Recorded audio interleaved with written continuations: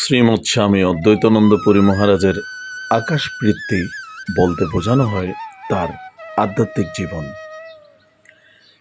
বিশেষ করে তার সাধন এবং দর্শনের গভীরতা,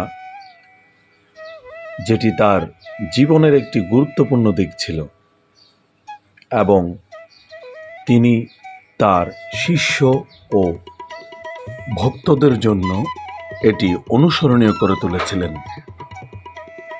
অদ্বৈতানন্দপুরী মহারাজ তার জীবন উৎসর্গ করেছিলেন আধ্যাত্মিক সাধনায়। তিনি বিশ্বাস করতেন যে ঈশ্বরের সাথে এক হওয়া যায় এবং এই লক্ষ্যে তিনি গভীর ধ্যান, যোগ ও অন্যান্য আধ্যাত্মিক অনুশীলনে নিজেকে নিয়োজিত করতেন। তিনি ছিলেন বেদান্ত দর্শনের একজন গভীর জ্ঞানী। তিনি বেদান্ত দর্শনের বিভিন্ন দিক আলোচনা করতেন এবং তার শিষ্য ও ভক্তদের জ্ঞান ও উপলব্ধির পথে সাহায্য করতেন। তাছাড়া প্রেম ও মানবতার উপর ছিল ওনার গভীর দৃষ্টিভঙ্গি। অদ্বৈতানন্দপুরী মহারাজ মানব প্রেমের উপর জোর দিয়ে বিশ্বাস করতেন যে ঈশ্বরের প্রতি প্রেম ও মানব প্রেম একই।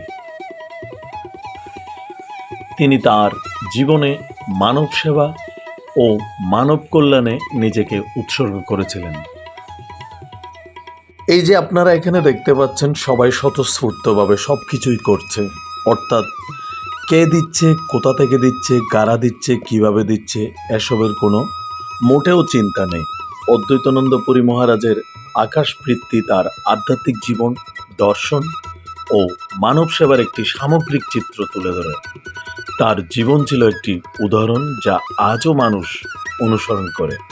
তো বন্ধুরা, এই জ্যোতির্ময় এবং যুগাবতার মহাপুরুষের আকাশবৃত্তির ধারণাটি ভালো লাগলে অবশ্যই শেয়ার করবেন। ধন্যবাদ।